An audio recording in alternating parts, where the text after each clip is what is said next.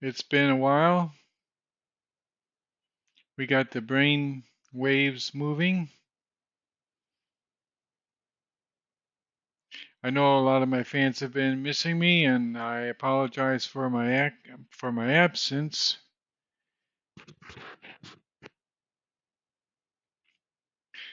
But we're back, and we're going to be doing some chess tonight. Some really serious chess. You see the brain waves up here. You've got delta, theta, alpha, beta, gamma. It's kind of interesting because you're seeing my normal accent, which you're hearing my normal accent, which is, I think, what they call the Michigan accent. And tonight we're going to be investigating another sort of accent. I went and saw the new James Bond movie just a few days ago, and always impressed by hearing those sophisticated, elaborate accents. Sound pretty cool. And then I was thinking, well, there was a great master, really wonderful guy. I think if you add up the,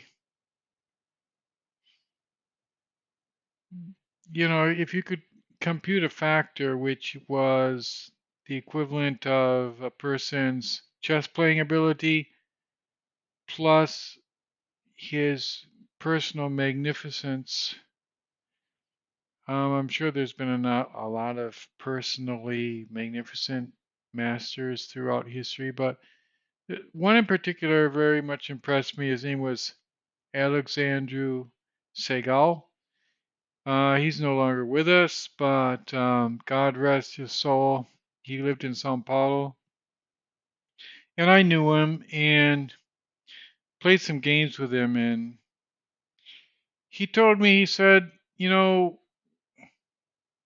what you need to do is you need to change your accent. I never knew what he meant by that. And then I saw this James Bond movie the other day about, I was thinking about accent, and then I had this dream, and different things happened, and I was thinking, well, I think what I need to do to improve my chess playing, which so far is around, it's in the high 1800s, but I want to break 2000 soon, and I'm thinking, okay, combine Segal's idea and my own idea, which is always that our brain has a lot of different areas, and if we're going to maximize one area, we need to interrelate with all the other areas at the same time. And it's kind of interesting as I said that all the areas went up. That's weird, but I mean all the brain waves went up. You could see there on this graph, but we're going to do some experiments tonight. What I'm going to do is I'm going to change my accent. I'm going to speak in a different way. I'm going to speak in a different English accent and just see how this works. I'm thinking that if I change my brain waves, I'll be able to play better chess and finally break that barrier of 2000 with your help. And the other thing is, every time I try something new, if I play a new video game or if I study some different kind of mathematics, or if I watch a video about whatever it is, engineering or anything I look at on YouTube, it's so weird that when I start to play chess afterwards, it changes the game somehow. It's like whatever I watched before carries over into the game I'm playing. I don't know. It's indescribable how that is, but it changes my perception of the game. So I'm thinking, well, If Alexander told me to change my accent, and I've talked about this in previous videos, those of you who follow me regularly will know that I'm always talking about how, what's the best way to put this? It's like our brain,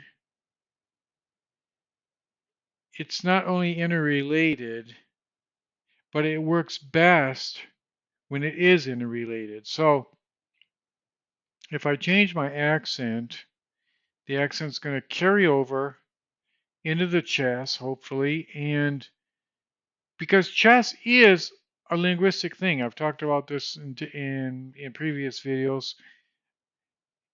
So if I change the way I talk, I might be changing the way I play. And I think the brain waves, as you can see right up here, I think they'll bear this out.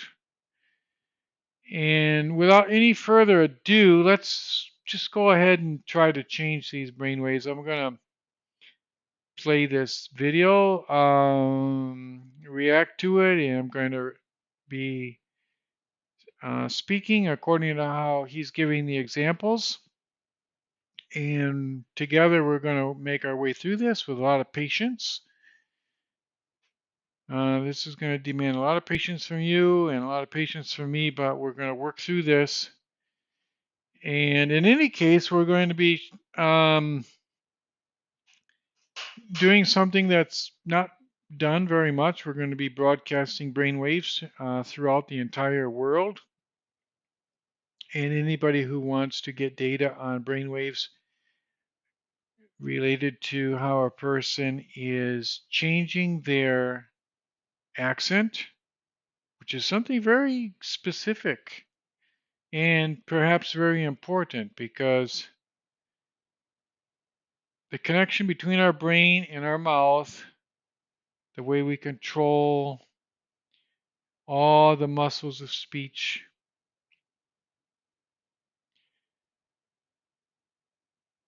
all of this has a lot to do with brainwaves. And by studying the brainwaves as a person is striving to control all the control, how should I put it? Control the way that they coordinate the muscles of all their speech apparatuses. Because you got the glottis, and up above the velum, you got all the muscles of the tongue, of the jaw, of the lips. You got so many things involved with speech.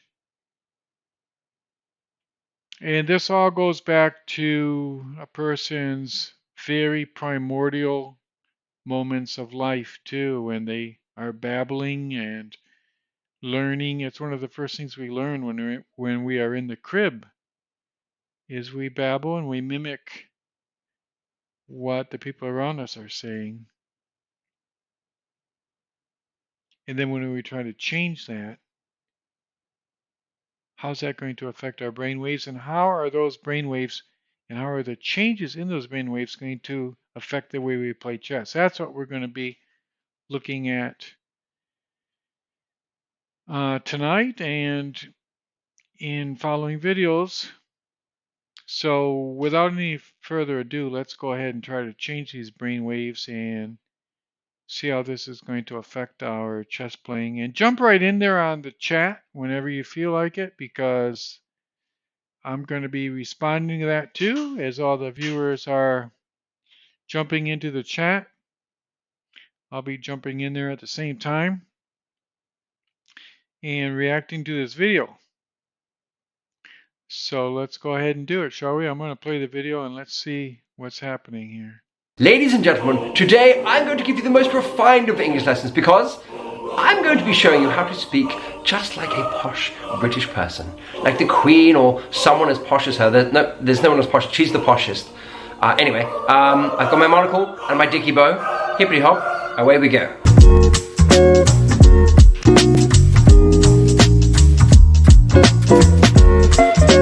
Before we get Okay, going, guys, I want to tell you that the gotta bear with Lingoda it. Language Sprint is back, and they're There is a offering lot of 100% cashback if you take a interruptions to class this every video. day for 3 months. They're also offering a free Cambridge online test. Now, I'm going to tell you more about this later in the video. If you do truly aspire to sound like the Queen, there are a number of sounds and words that you must use. Words. Now, the first example is the word city.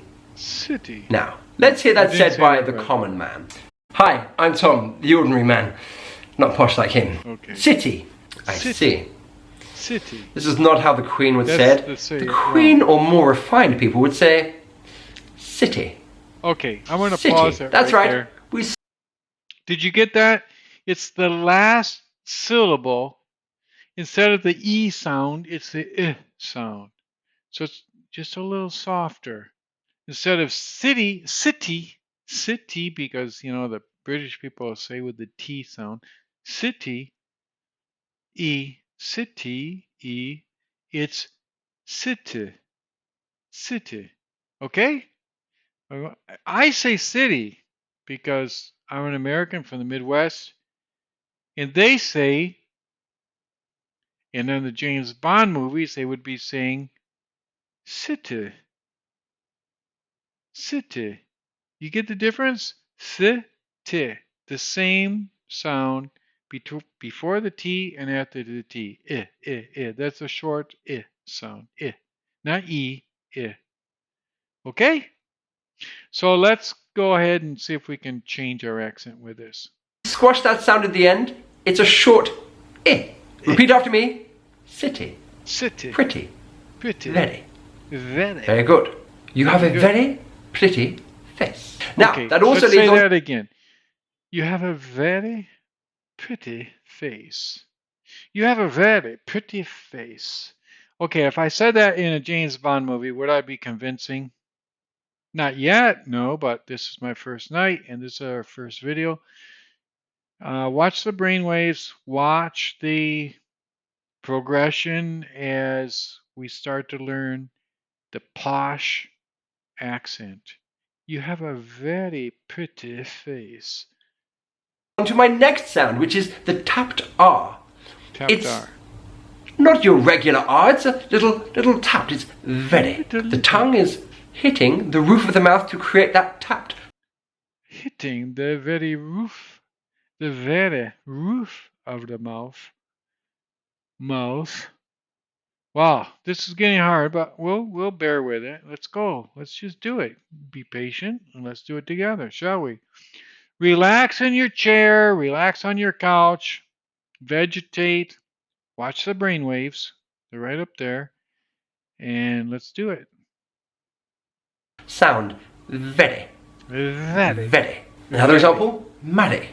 I desire to marry her. Now another sound that you will need. I desire to marry her. Marry. I can't say marry. I need to say marry. Marry. I desire to marry her. Marry her. Okay, so I'm starting to get this posh accent. I don't know if it's even posh. Maybe it's posh. I don't know. We have to. I have a bad memory, but let's see. Let's continue. Need if you want to sound like a posh British person is the yod. Now the yod is the y sound. Now we were. Okay.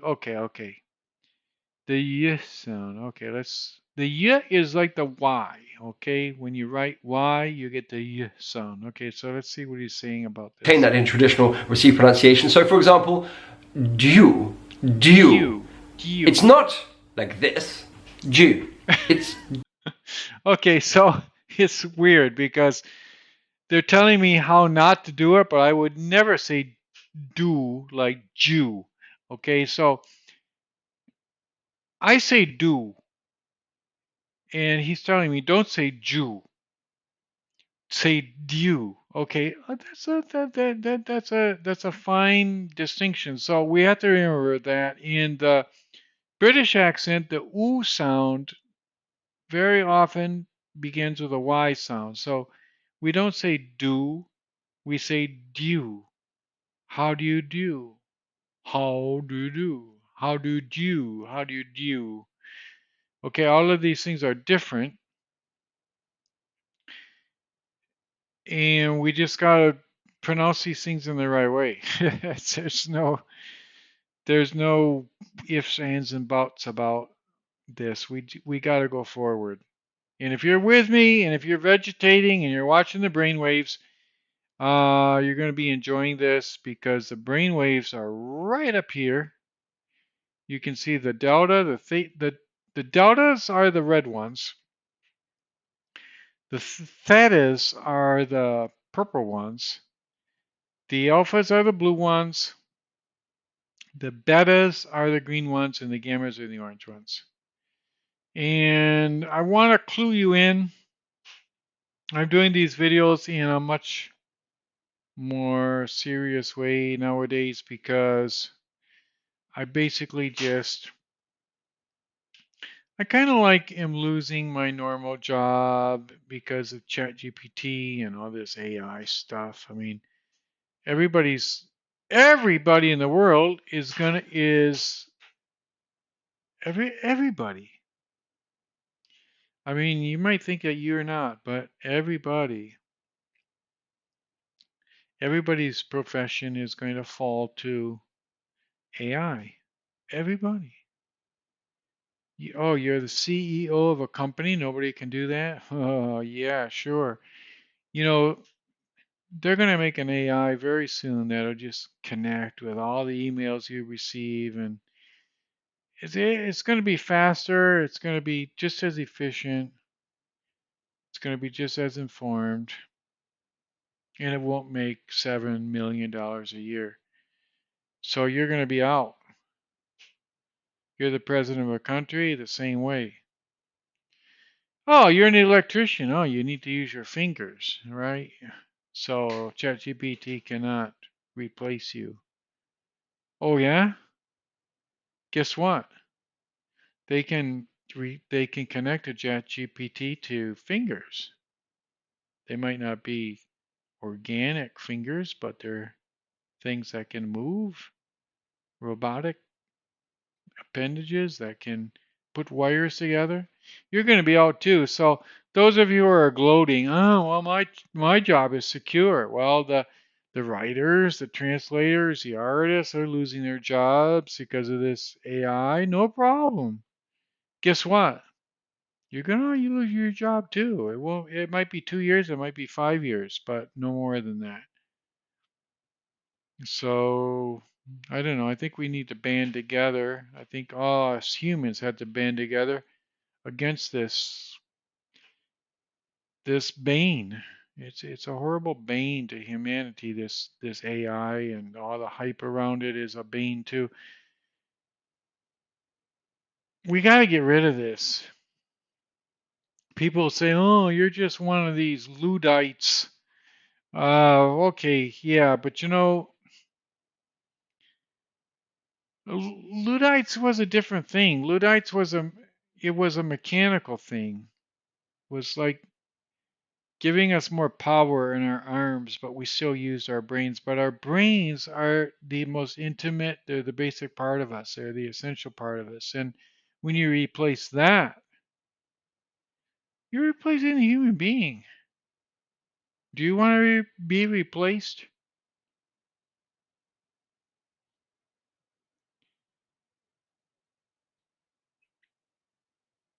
Let's get back to the video because I'm really getting out of uh,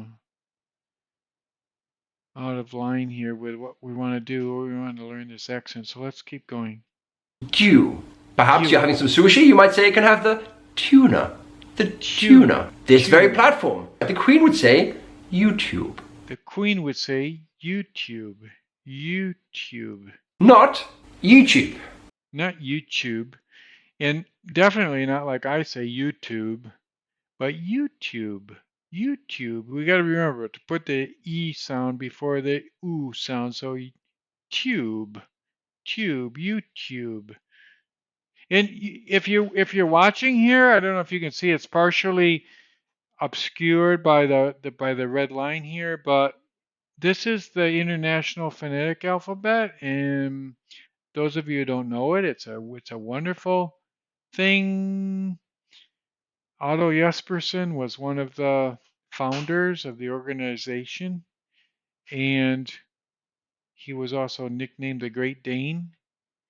He grew up speaking Danish, but he became foremost, one of the key grammar experts of English language, as reflected in his 1933 book, The Elements of English Grammar. And here you see here, he's pronouncing it wrong, tube. This is the sh sound. So YouTube, but it should be, No! wait, let YouTube. me go back This is here. a one. You're having some sushi, you might say. Did you It's hear the not IP? like this. Jew. It's Yeah, Jew. Jew. You Perhaps see? You see how I'm just going back to receive pronunciation. So, for example, Jew. okay, so I see that's correct. Jew. Jew with the J is not pronounced like J in IPA. It's pronounced like Y, like in the word Carl Jung. Because usually in a lot of European languages, the J sound is a Y sound. So IPA uses, it's not based just on English. And in a lot of European languages, J is a Y sound. So you just have to remember that. J is Y in IPA. So Jew, Jew, Jew, Jew. Jew. It's not like this. Jew. You see this sound right here? It's a Z with a little tail. And it's pronounced like a Z, but Z, like in the word measure. Or, for example, in the phrase, is your mother home? Is your mother home? Z, Z. So don't pronounce it like Jew, Jew, but like Jew, It's Jew. Perhaps you're Jew, having some sushi, you might say you can have the tuna. The tuna, tuna. This very tuna, platform. The Queen would say YouTube.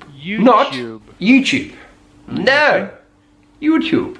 This is a YouTube. wonderful opportunity for you to YouTube. learn proper English. Now, of course, we do like the R sound as well. Ah, Bath, sound. laugh, cough.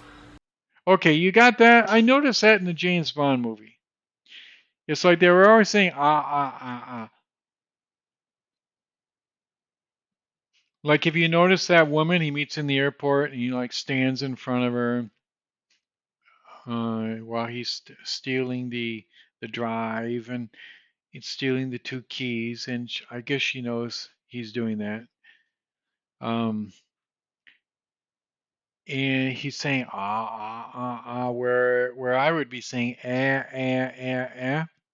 So you don't say bath, laugh, calf, and half like I do. You have to say bath, laugh, cough, and half. Half, off, lots of R's, basically. Ha ha, ha ha, ah. The next sound that I'd like to talk to you about is the off sound. Now, in some accents, it's off. For example, I would say off, off. But when posh British people say it, it's or. So, for example, off. Okay, Turn now this off is interesting. television. Turn off. Off. Off. This is a very, how would we put this? A very finely defined difference in the position of the tongue between this ah and this oh. I haven't mastered this. I'm gonna try to figure this out because look, it's too bad that in the video that the IPA is intermixed with the pause sign here. But okay, bear with me because this upside down A thing is an oh sound. It's a little bit deeper. If you study IPA, the oh is a little bit lower than the ah sound. Ah and oh. And this is the ah sound. And he's saying that it's more like an ah sound. So the tongue is a little bit more raised, a little bit more relaxed. So let's take a look at this and try to understand what he's doing here. Gonna go back. I'll go back a few seconds. off sound. Now, in some accents, it's off. For example, I would say off, off. Off, off, But when posh off. British people say it, it's or. So, for example, Oh, it's interesting. I hear it's closer to the O sound, so it's just a little bit different than the IPA as it's supposed to be an extremely fixed and invariable type of way to denote different sounds, but I'm not sure it's so fixed because he's going closer to the O sound than the aw sound. Or maybe it's just I was always confused about this. We're learning together. So don't let me confuse you. Let me just go back here and listen to this again. for example, I would say off, Off, off. off. But when posh British people say it, it's or. So, for Oh, example, okay. So it's off. closer to oh. So according to him, this sound is closer to oh than ah. And he's saying that the deep A is more like an ah than an oh. I don't know. Let's follow him as our guide. Turn off television. Did you hear that? Instead of turn off, it's turn off. Turn off. Okay, so the O is more like oh, that makes sense. So let's continue. This is great. Turn off Turn off television. the television. You know the it's interesting that the what we call the stress syllable or the accented syllable is different in that case than for me because I would say turn off the television, whereas he's saying turn off the television. Let's hear Queenie say it. And you can't look down to read the speech, you have to take the speech up. Because if you did, your neck would break, it would fall off. Ah, perfection. Another word, cough. Not cough. Cough, cough. Goodness gracious me. Cough. Another word, cough. Not Okay, so you hear what he said there? He said cough, cough, not cough. cough. Goodness gracious me. Cough. Okay, so what I'm gathering from this is that from my own Michigan accent, I don't say aw anymore. I say oh. It's a little bit higher. It's a what we call a higher vowel. If you study how the tongue moves when it makes vowels, um, the oh sound is a back vowel because the tongue is moved more toward the back of the mouth, but it's pushed up higher to make the oh than it is to make the oh sound. So the aw is higher to make oh. So turn off the television instead of turn off the television. So we got to just commit all these things to memory and change the way we speak. I've got a bit of a tickly cough, actually. Yes, a bit of a tickly cough. One last sound I'd like to look at. Tickly cough instead of cough. Cough. I have a tickly cough. Is the smoothing of triphthongs, in particular the R sound. In most accents in Britain, you might hear this sound. I would say tower, power, hour, shower. Yeah, that's how I would say it. When truly posh people say it, it sounds like this. Sha, pa, ah. Now that's interesting. I never knew that, but we got to do that. So these are called triphthongs. When you combine two vowels together, it's called a diphthong. Like the word boy, oi, oi, boy, boy, and you say it very quickly, oi. It's a diphthong, boy, but they're talking about triphthongs. Our, our. Okay, you got that? It's a triphthong. Three vowels in a row.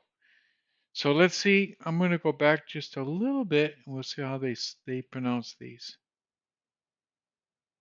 And pay attention to the IPA. The IPA is very important here. There you see our, tower, how I would pronounce them. Our sound. In most accents in Britain, you might hear this sound. I would say tower, power, our. Okay, that all sounds good to me. Shower. Shower.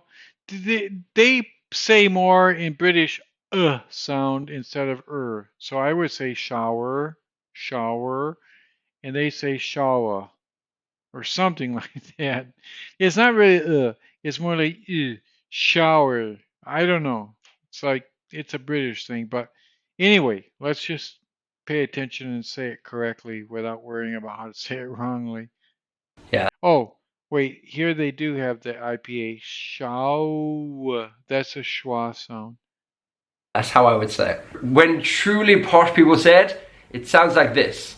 Sha. Shaw. Shaw. I don't know. I have to practice that. Shaw. Shaw. Shaw. Shaw. Shaw. Shaw. Pa. Look at that. The IPA helps a lot. Pa. Instead of power, it's pa. They just apparently just reduce everything. I mean, if you look at the IPA here, this is just a P sound, which is a consonant, and a long ah, pa.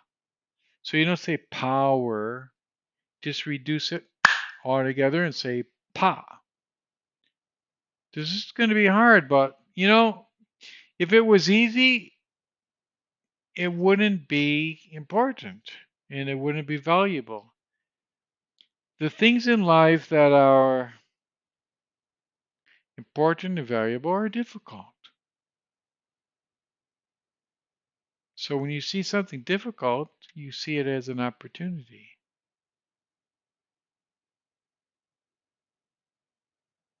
So let's take a look at this pa. That's interesting, isn't it? A posh, a posh British accent. You're going to say pa instead of power. You reduce these triphthongs. Ah. Ah. He has it written here ah, but you notice it when he pronounces it, it's more like it goes to a schwa sound. Ah. It's not exactly a straight ah. I'll say it again. Sha. Sha. So he does go a kind of a diphthong into an sound. So ah, sha, sha, Pa. pa, sha, pa, Ah. ah, ah. You do hear a diphthong there. So triphthongs become diphthongs ending in a schwa sound. Thank you very much. Yes, that is Thank you very one of my much. favorite sounds. Let me put that into an example sentence for you. David Garr David Ga had a pa sha had a pa sha for an ah. for an That ah. sounds ridiculous, doesn't it? Yes, I know. It doesn't sound ridiculous. It actually sounds good. But this guy reminds me, has anyone seen that movie? It's called My Fair Lady. The rain in Spain stays mainly in the plain, but of course she had a British accent. It's probably different, like the rain in Spain stays mainly in the pine, something like that. I don't know. I'm sure I did that completely wrong, but we'll learn from him how to do it right. Let's just take a quick moment to hear from our sponsor. Do you want to take your English to the next level Okay. and get 100% cash Another back on your sponsor. course fees at the same time? Because if you do, you're in the right You see place. how I Because the name mine Lingona when he language goes into sprint, these? it's back. It's back, everybody. That's right. Now, I've been working with Lingoda for a few years now, and I love their passion and dedication to language learning. I've met the team behind Lingoda, and they are a fantastic bunch of people. And this is why I love them. Now, because Lingoda is an online language school, you can learn anytime, anywhere. That means you could be walking to work or to school. You could be on your break. You could be on holiday. It gives you complete flexibility. Classes are small, so on average about 3 people per class. So that means you get real attention, and they're run by native English speakers. And the courses are really well structured so that you get clear progression. So how does the Lingoda language sprint work? Well, it starts on April the 8th, 2020, and it runs until July the 6th, 2020. So in the super sprint, you're required to attend 30 classes per month for 3 months. And at the end of that, if you've completed them all, you get 100% cash back on your course fees. Now, if that seems like a commitment that's a little bit too much for you, you could do the sprint, which is 15 classes per month for 3 months. And then at the end, you get half your course fees back, which I think is an amazing offer. Now, you can do the language sprint in English, or if you prefer, you can learn another language like German, French, Spanish, or business English. And they have all different levels, so from beginner right through to advanced. Now, you must sign up before March the 24th, 2020. There is a €49 deposit, but you can get €10 off that deposit if you use my voucher code. Now, you must sign up before March the 24th, 2020. Did you see that? He's not speaking partially because he talked about that earlier. You have to say 2020. And he said 2020. Listen to that again, just to check me, make sure I'm right. Right through to advanced. Now, you must sign up before March the 24th, 2020. There is a... He's not a posh guy, but, you know, not many of us are. You got to be really posh to be posh. €49 deposit, but you can get €10 off that deposit if you use my voucher code JOIN22. Now, at the end of the course, if you've completed all the classes, followed the rules, then you get 100% cash back on your course fees, and you get your deposit back. That's great. Please read the terms and conditions before signing up. I don't want you to commit to anything that you can't stick to. All right, so have a look at the terms and conditions. Think about your English, about your commitments. Can you commit this time? And if so, sign up. There are limited spaces, guys, so have a look today and see if it works for you. Now, who is this language sprint for? Well, it's for anyone that wants to get fluent in English. It's for anyone that wants to learn flexibly, anytime, anywhere. It's for anyone that wants to make language learning a habit. Okay, so you're doing it sustainably, day after day. And it's for anyone that's ready to commit to taking their English to the next level. So if you're interested, guys, hit that link below and sign up. Now it's time to look at some vocabulary that's very common in posh British English. The first example... He did say posh. I really internalized that, assimilated that at that moment. Example, jolly good. Jolly good. Jolly good. One of my favorite phrases. It's a way to show pleasure, you know, to show approval or excitement. If someone has done something, you say, oh, jolly good. It's interesting. I just noticed something he's not talking about, but he said good a little bit higher than I would say it. I say good from Michigan. He said more good. Jolly good. Good rather than good. So I gotta like raise. It's complicated. But it sounds like he's raising all the back vowels. R goes to O, and goes to U. It's kind of interesting. You know, it might be conservative when you think about it, because if you know about the history of the English language, what they call a great vowel shift, and a lot of things raised. They raised in the how did that work? I don't know. I'm getting confused, but let's just continue here because it's not about me. It's about learning. Also, we can include jolly good show. So, jolly good show. Did I say that correctly? Let's see if let me go back and see. If someone has done something, you say, oh, jolly good. Also, jolly good. we can include jolly good show. Jolly good show. So let's say your favorite polo team has scored a goal. You could say, jolly good show. Jolly good show. Now, one phrase to show surprise, golly gosh. That's right, golly gosh. Golly gosh. Do you think this guy is legit? I don't know. It's like I get the feeling that he's like skipping in and out of character because he's not entirely posh. Perhaps one of your horses has jumped over the fence and run away. You could say, oh, golly gosh. Golly gosh. Oh, golly gosh. Golly gosh. Great show of surprise. Now, one of our Golly gosh. Golly gosh. Golly gosh. A little bit higher. favourite sports in the United Kingdom is rugby. But perhaps there's other ways to say rugby. We could say rugger. Rugger. Oh, I did like. Okay, so apparently this is a little bit of a different way to pronounce a word raga instead of rugby. I like to play a game of rugger when I was young. Raga. Raga. I'm never going to use that word in a sentence, so. Rugger. A very nice way to address someone could be old bean. You could say, Oh, yeah, sure. I'm going to address someone as old bean. good morning, old bean. Good morning, old bean. Very nice way to address a fellow gentleman, I would say, particularly. I don't know. You know, like I started this video thinking it would be great, but I've learned a little bit and hopefully you have too, but this is kind of like going off into a Hello, old bean. How are you? You can vary that, old fruit. You know, hello, old fruit.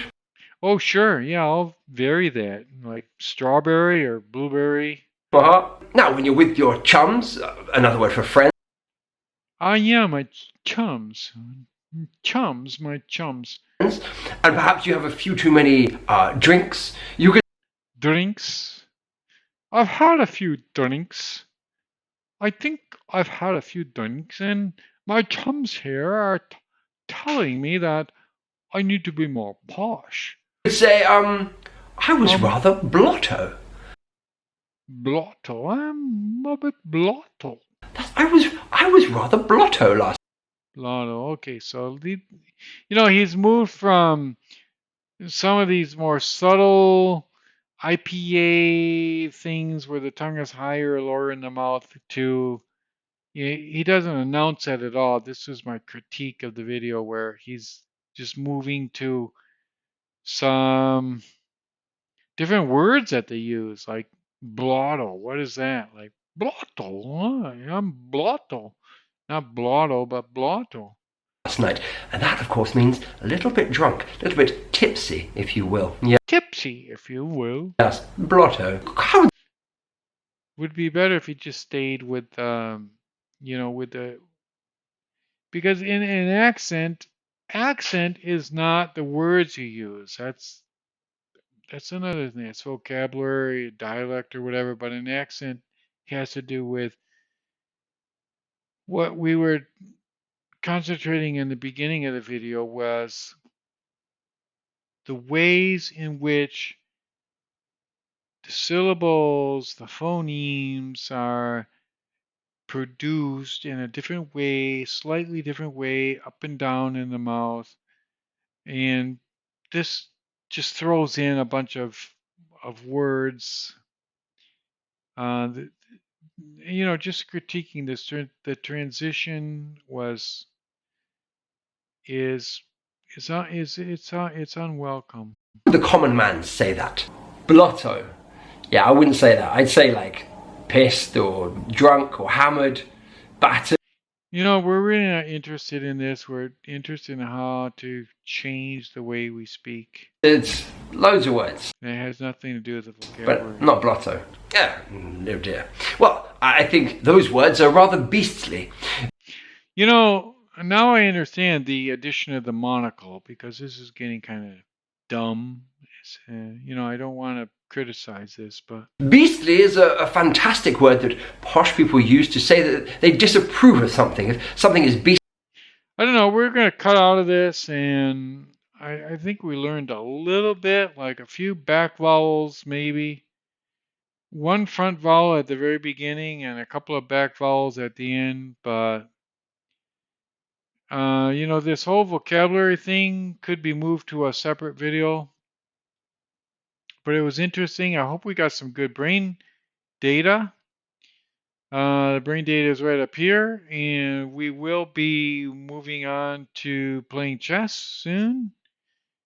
Um, I don't know. I suppose we could play one game, right? Would you like to play one game, like a weird game of chess? Let's go ahead and look at it and see if we can play. I don't know if it's going to pop up here on the screen or not. Did it pop up? Okay, because this is the Steinitch video channel. We do have to play some chess from time to time. This is 5 plus 0. We're playing white and we're going forward.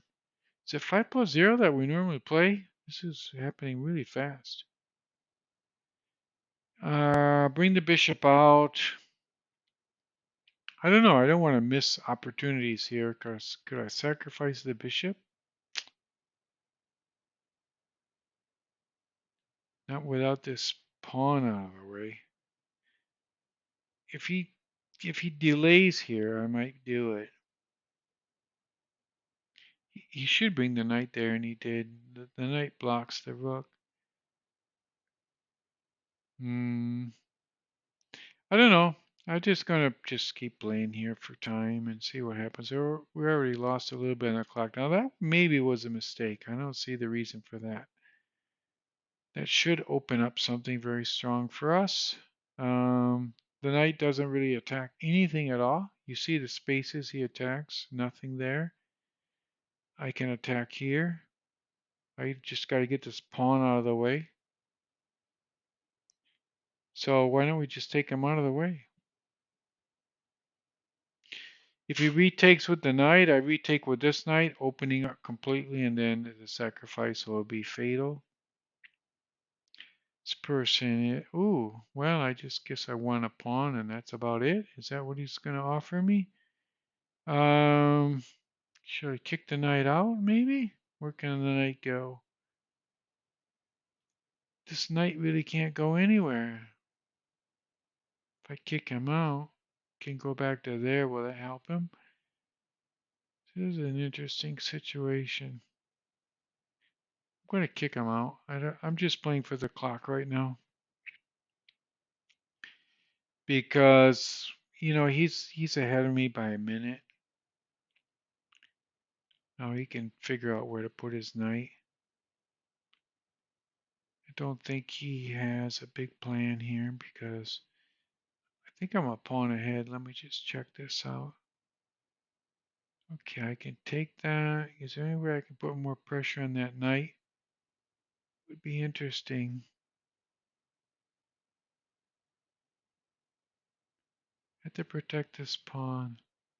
I want to protect this pawn because I think I need to do that at some point. He can do some massive exchanges here, including the exchange of queens, and I'll be a minute down, which will be completely to his advantage. And okay, he didn't do it, so let's see what we can do now. I'm going to just come out here because I'm attacking this pawn here and doubling up here. Um,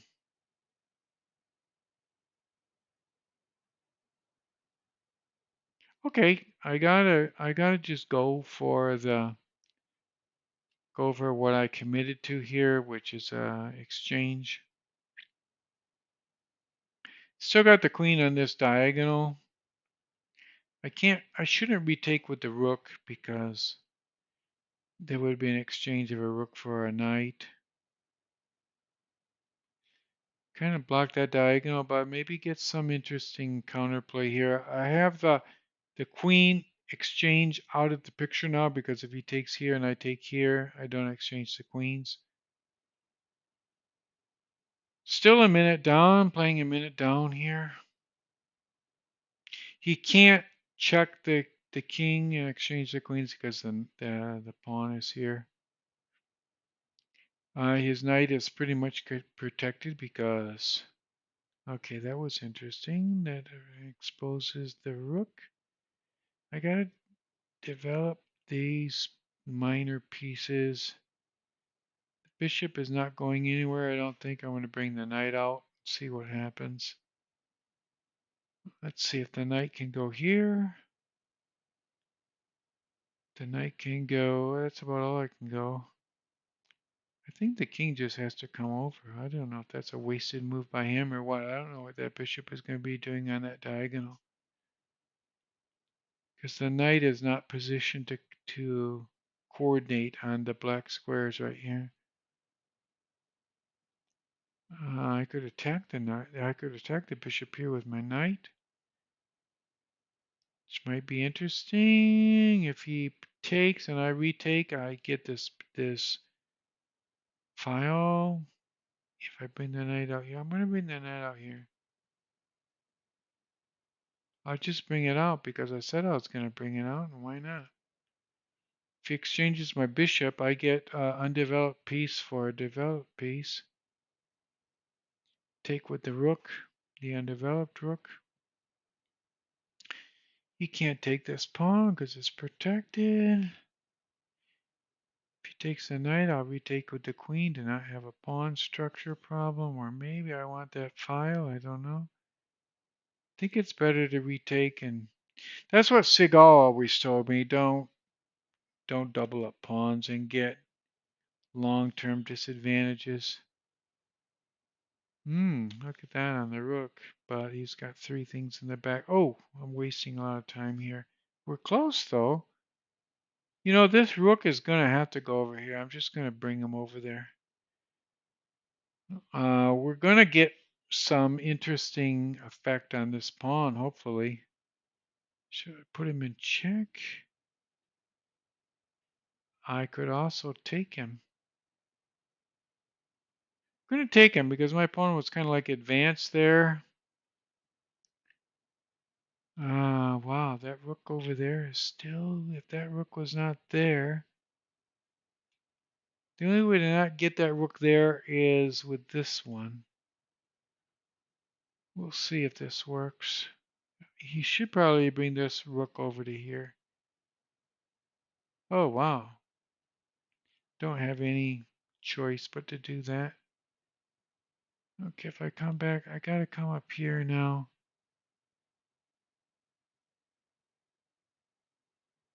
Okay, I'm gonna do that, attacking this pawn a lot. If he brings it back here, I'm gonna bring this rook over here. I'm still down a little bit on time. But if he takes here and I take there, I think I have dominant rook. He has one extra pawn, but maybe I just went on time. I'm going to bring my king out because he has a problem protecting this pawn.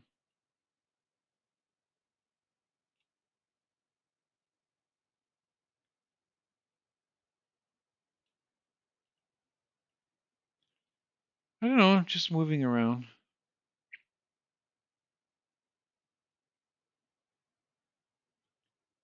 I'll bring my king over to here if he brings his rook to the center file. He brought it to there. I'm going to attack this pawn over here.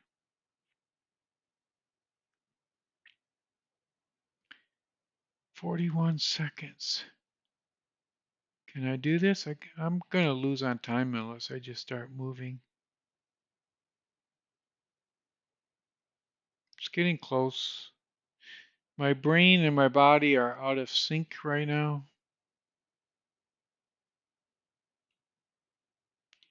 And being out of sync is not good. 34 seconds. I wanted to bring my king more over here to coordinate with my... Let him take that pawn. Let him take this pawn if he wants. I don't know, I'm going to lose on time if I'm not careful here.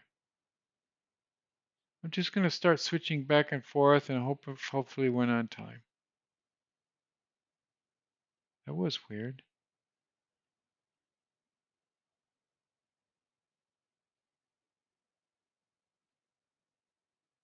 I'm going to come over here with my king, win the pawn. And if he's not careful, he's going to get checkmated right now. Just like that. That's basically checkmate, right? Checkmate, white is victorious. Okay, so we won a game. So that was not bad.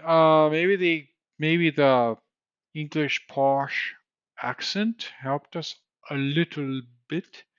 Uh, we'll be continuing with the accent training in the next video. So see you next time. Have a good one. Bye bye.